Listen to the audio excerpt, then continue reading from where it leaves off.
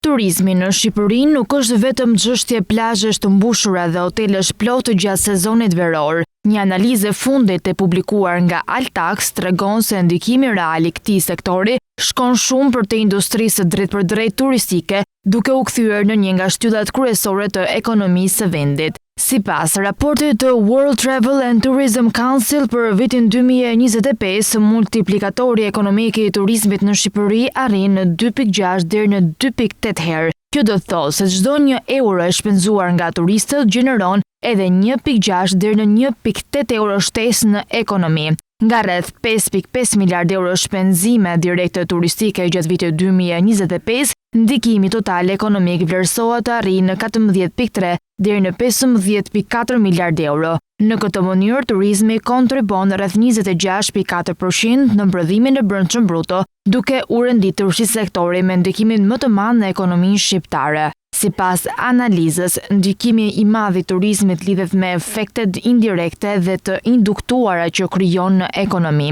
Efektet indirekte të lidhura me zinxhirin e furnizimit gjenerojnë rreth 4.6 deri në 5.4 miliard euro. Kjo do të thotë se fermerët në Lushnjë, Fier, Dibër, peshkatarët në Vlorë, Durrës dhe Lezhë, si dhe sektorin e ndërtimit dhe të shërbimeve në Tiranë dhe zonat turistike. Ndërkohë, efektet e induktuara që lidhen me shpenzimet e punonjësve të sektorit shtojnë edhe 4 deri në 4.9 miliard euro të tjera në ekonomi. Këto shpenzime përkthehen në konsum më të lartë në supermarkete, dyqane, bare, restorante dhe shërbime të tjera në të gjithë vendin. Në aspektin e punësimit, turizmi gjeneron rreth 274 deri në 278.000 vende pune direkte, ndërsa edhe 120.000 deri në 207.000 vende të tjera pune lidhen në mënyrë indirekte me sektorin në fusha si bujqësia, tregtia, transporti dhe energjia. Sipas analizës së Altax, krahasimi rajonal tregon se Shqipëria qëndron mirë me 2.6 deri në